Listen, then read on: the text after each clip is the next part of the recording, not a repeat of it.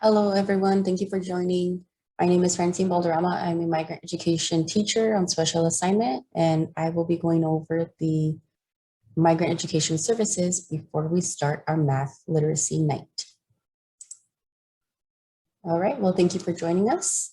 Some of the services that I offer, along with migrant school advisor Adriana Martinez, are individualized learning plans or ILPs for each student so that they can stay on track for graduation or target areas of academic need that they need to improve in or other goals that they have. Health referrals, we do student materials and supplies. So anything that the students really need, we can help them just to be successful in the classroom and outside of the classroom. We do ongoing identification, recruitment, and intake. So we're always recruiting for migrant education students. Some of the services continue that we offer are the speech and debate team, Cyber High program to recover any credits they may have missed, College and Career Readiness Academy. This is our ELA academy where students focus on writing to be college and career ready.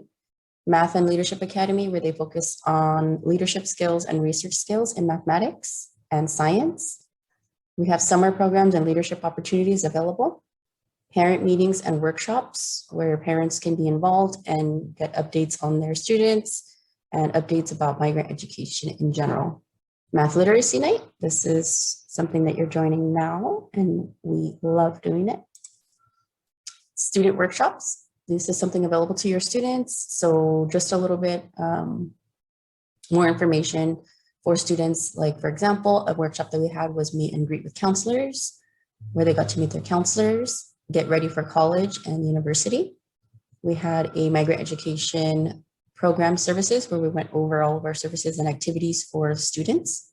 Health and wellness workshop available for students to learn about depression and anxiety. One really popular service that we offer is our after-school tutoring.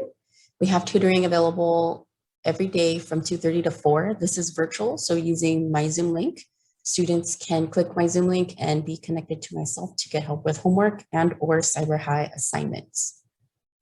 All right, here is our migrant education website. The website is www.SMJUHSD-Migrant.com.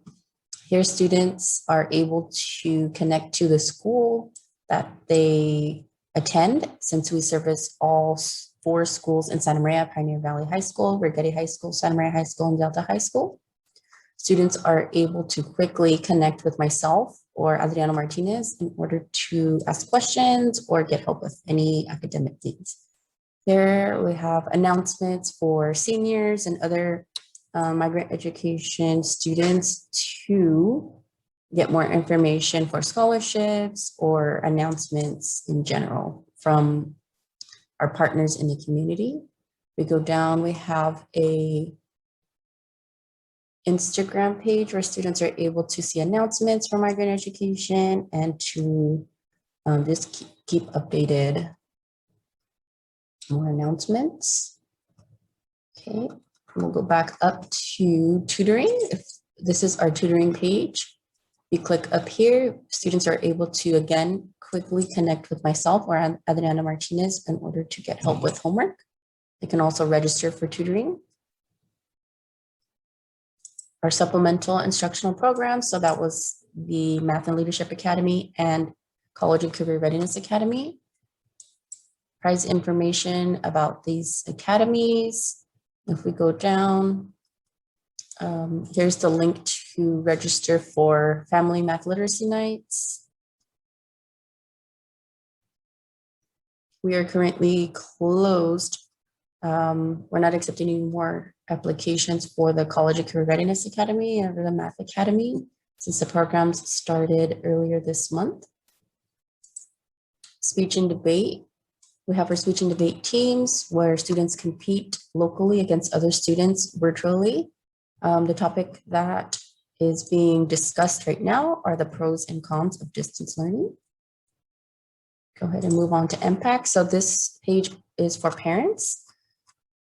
Here you're able to see our impact meetings for parents. Our next meeting will be April 14th. And then here we'll provide the link in Spanish and in Mixteco. So you're able to click the appropriate YouTube link and watch updates from migrant education. We'll go ahead and go to additional services page. Here you're able to go, your student is able to go straight to Cyber High if they click this logo. If they're needed to make up any classes or need help, we also have Cyber High Lab. That is, again, my Zoom link. They click and go straight to me in order to get help. I also have student workshops available. These are the registration links. The very last one is using social media responsibly. I've sent out an email as well so students can quickly register for this last workshop of the school year. And last but not least, our directory. If you know any students who want to see if they qualify for migrant education or any families, please let us know. This is Erika Anaya, our recruiter, with her cell phone number and email if you wanted to pass that information along to other families who may qualify for migrant education. This is my information, Francine Balderrama. If you wanted to give me a call, please call this cell phone number, 805-631-2751. And this is my email if you wanted to shoot me an email. Adriana Martinez is our migrant school advisor. Her number here, 805-925-2567, extension 3734, and her email here. If you're wondering about Erika's information, her cell phone number is 805-863-6254. Right, and then we will go back to our slideshow. So again, these math nights focus areas are for parents and for families to learn instructional strategies in mathematics to practice at home. We offer this to our 9th and 10th grade migrant students. And this is something that we enjoy doing because it involves the whole family to be able to connect and learn new ways in math with things that you have at home.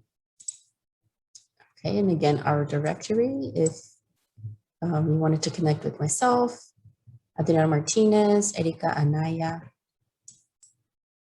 and thank you. We're going to begin the math night shortly. Thank you for joining us. Hello, my name is Miss Wendover, and I am one of the 2 Math and Leadership Academy teachers. Welcome to Family Night number 2, and thank you for watching this video. In this video, we're going to go through a few learning strategies that might be helpful to try out at home to help promote your son or daughter's education. You might also already be doing this at home. On the screen, you'll see what our Canvas page looks like. You could access this through your son or daughter's tablet as well, or you can just watch this and get a feel for where you can access these tips. Once you're on this page, you'll scroll down and you'll see a link that says Family Strategies. And once you click that, there's going to be a list of 10 strategies that will be translated to Spanish and Mixteco by the time you see this, that can help promote your son or daughter's education, specifically with math, but ideally with all subjects. I'm going to go through a few examples of what this might look like, but feel free to access this list whenever you would like. So one big tip that might help promote your son or daughter's ability to problem solve and look at the world is to talk about current events. Especially with everything going on, your son or daughter is receiving that input, whether it's on social media or on videos or on YouTube. And to be able to talk about things, for example, like COVID, can really help your son or daughter gain a full understanding. And the beauty with math is that things can be looked at from an objective lens. So for example, this week in Math Academy, we're looking at COVID data points to find the slope in the trend of new cases. So we're able to see that, oh, in the month of March, every day there's less and less new cases. And so we're looking at that from an objective lens, which just means things are more matter of fact. And then from there, we can draw conclusions. So then I might pose to kids like, oh, why do you think that is? And some kids might be like, oh, well, we're social distancing, or people are starting to get vaccinated, or all these factors. But because we looked at things from a math lens with numbers, we're able to then kind of hypothesize or predict future trends. Another thing that might be helpful to try out at home, and maybe people do this, you might do this, or your son or daughter might does this on their own, is to instill a love of language. And this can be promoted by telling stories or asking your child to tell stories. This can be hard, very hard at the high school age. Maybe you ask them about their day and they're like, it's the same thing, I'm on Zoom.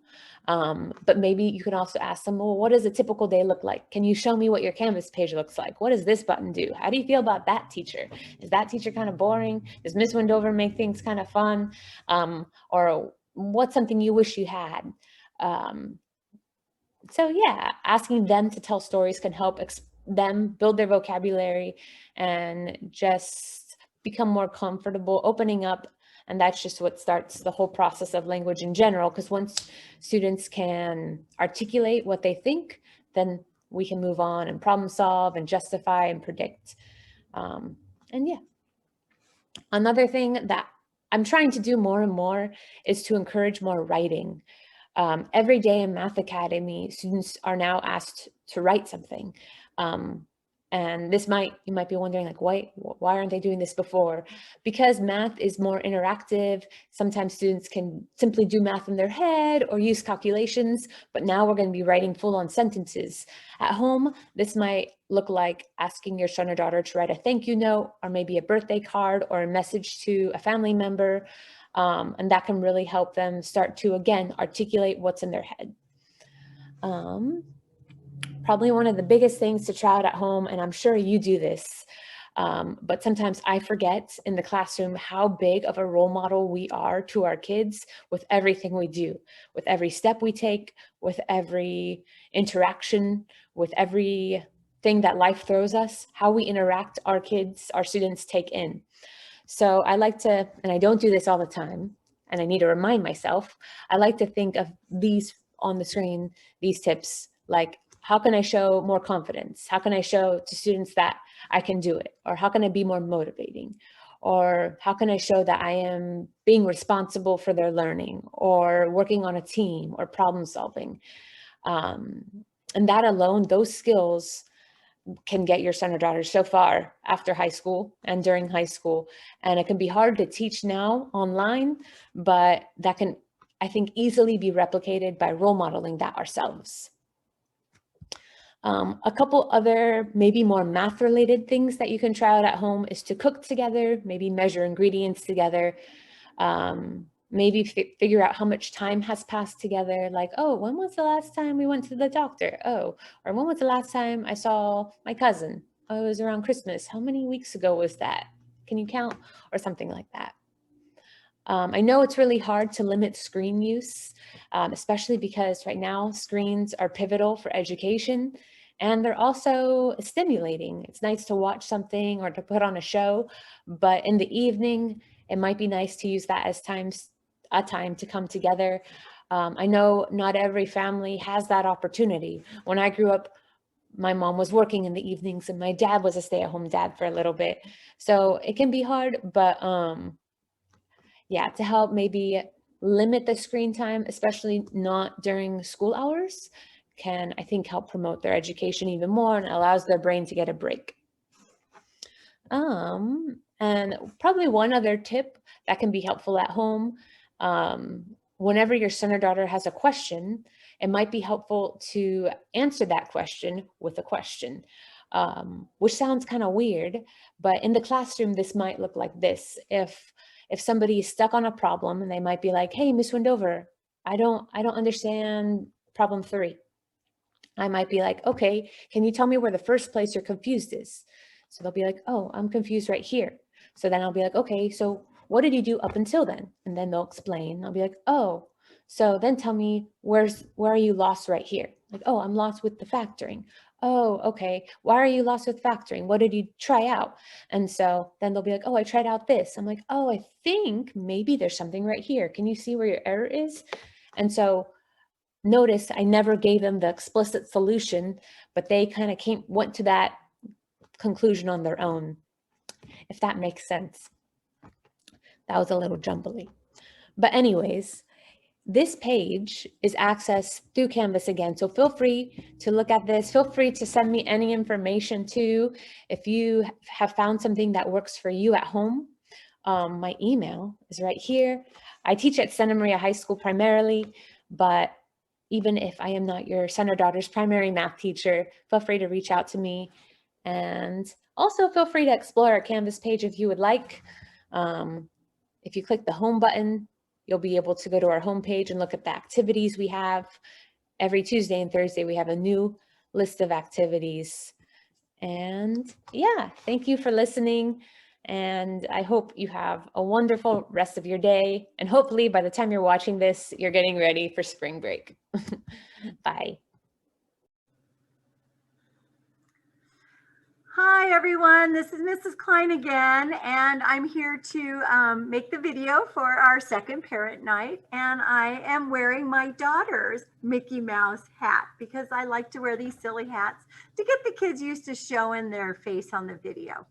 So what I'm going to do today is share two of the little like puzzles, brain activities we do for some number sense in our class and the time we have together. And then I'm also going to show you how we use Desmos Math, which is a great software tool that many of the math teachers use and will help your student learn their math better. So here we go. We're going to start with something called Which One Does It Belong? WODB. And the idea behind this is that there's these four numbers and we have to look at all of them and sort of decide for each of the numbers what makes them special or different. So for the number 9, what you might notice right away, that it is a single digit. Okay, that's the thing that pops in my head when I see this 9. The 16, how is the 16 different than the other ones? Well, one of the things I noticed that it is the only even number out of these four. 25, I'll come back. 25, I don't know. 25 seems a little different. Let's see, 43. 43 happens to be a prime number. I cannot divide by anything. So while we're thinking about dividing things, let's take a look here. 3 is a perfect square. I can say 3 times 3 equals 9. 4 is a perfect square. 4 times 4 equals 16. And 5 is a perfect square. 5 times 5 is 25. The only other factors for 16 we just talked about were 2 times 8. And that's how we got that to be our even number. So what else do we notice? Oh, this is interesting. 4 plus 3 equals 7. I'm looking at the digits. If I add the digits up together, I'm getting those numbers. Let's see, 2 plus 5 equals 7. And 1 plus 6 equals 7. So not only is this the only single digit, it's the only one that the digits don't add to 7. So there's some interesting things going on here for each of these. Okay. What's different about 25? It's the only multiple of 5. Let's see. 9 is the only multiple of 3. 16 is the only multiple of 4. 25 is the only multiple of 5. So there's more than one thing about each of these numbers. And as you share your ideas and the more you look at them and be more creative about these numbers, you can come up with more ways that each one doesn't belong. We're going to be doing this with some algebra equations and with some lines. And it's a good way just to practice how things are like, how they're different, and use a little creativity. Okay. The second thing I want to share with you is something called SPLAT. And again, that's an idea and how we can use some numbers and use our number sense in sort of an interesting, fun way to do this. So what I see here is that we've given the number 10 right here. And then I see these 3 blue dots. Okay, but it says we should have 10 blue dots. So we would use some mental math in this. I'm writing it down, but mentally you should say, wow, then there are 7 dots that are covered, and they're covered by a green splat and a yellow splat. And because they're different colored means there's different numbers underneath each of those. So let's think about it. We could have a 1 here and a 6 here, or vice versa, 1 and 6. That would give us the 7 dots that we don't see. What else? Maybe we could do 2 and 5. We could have a 2 underneath and a 5 underneath. And those also would give us the 7 missing dots. And maybe we could have 3 and 4. And we can exchange each of those. So those are the only options we have, again, to make the number 7. And so this is a fun game. We can go fast and kids can shout out or chat their numbers really quick. Of course, it's better when we're in the classroom, but it's a fun way to again use our mental math and our number sense by playing these games. Splat. And all of these, you can probably look these up if you Google them, and kids can play them again. Okay, so the last thing I'm going to share with you is, so it's a Desmos activity. And what is interesting about this activity is that Desmos is a great software program for letting you use algebra, graphs, charts, lots of things we can do to practice our math skills with. So I'm going to go ahead here and share this with you as soon as I get this. We've been working on this one, so it has the answers already in it. So we're going to share it right now and take a look at some things we've been doing in class. We've been using quite a bit of Desmos in class. Okay, so here we go, as you can see right there. Okay. So this is a word problem. And so it's real important that kids know how to do word problems, not be afraid of them, and how to write them into charts. We use these in and out charts right here. T for time, P for passengers in the Bluebird bus. And then we also want to be able to graph things, make that connection to the graph. And lastly, we're going to want to be able to write an equation, because that's one of the fun things about math, is to get these patterns into equations, then we can use them to predict and do other things. So if we read this for the Bluebird bus, the bus is empty when the students begin loading, and then 3 students get on each minute. So it starts off with 0. So we can put in a 0 right here. Nobody's on the bus when we get in, but 3 kids load per minute. So we've got a pattern going. Every minute, another 3 kids get on the bus. So as you can see, we've added these blue dots here that match in the pattern. And so that's the beauty of Desmos. See, we put in the chart and it's already been graphed for us. We've got to see those points. I also want to point out a few things here, that we can add our labels here, total numbers of passengers. That of course would relate to the P variable. We also have our time over here. And again, that relates to the T variable. And there's some tools up here we could use if we wanted to change any of these things, okay? So I'm trying to help your students learn how to do that so that they can use this tool. So yay, we've got our in and out chart. And so the next thing we're gonna do is continue on with these questions. And we're gonna come down here and it tells us we need to write an equation. And the equations we're using are all straight lines. And so there's the equation y equals mx plus b. So y equals, the m is the slope. And so that is our rate of change. So how many kids changed? There were 3x. And our b is our starting point. So how many kids were in there to start with? No kids, right? 0 kids in the bus to start with. And look, the blue line went through those blue points. That means I have the right equation. Again, this makes it an excellent tool because then we can see, did you do it correctly? Does your equation match your chart, match your graph? And we'd say yes. So then we have this Gillig bus, okay, where there's already 1 driver and 4 paraprofessional aides in the bus. So there's already 5 people sitting in that bus when the kids start getting on. So again, 3 kids for every minute. So they are coming on the bus. So we're turning this real world activity into a math problem. And we're filling out our chart where for every minute, how many people now are on the bus. And you can see we have these green dots now that were plotted that match the chart. So the points on the chart match the points on the graph. And again, we're going to be asked to do an equation. So we've been studying a linear equation, y equals mx plus b. Did the rate of change, kids, students coming on the bus change, or is it the same? Well, there's still 3 kids coming per minute. So yes, the rate is the same.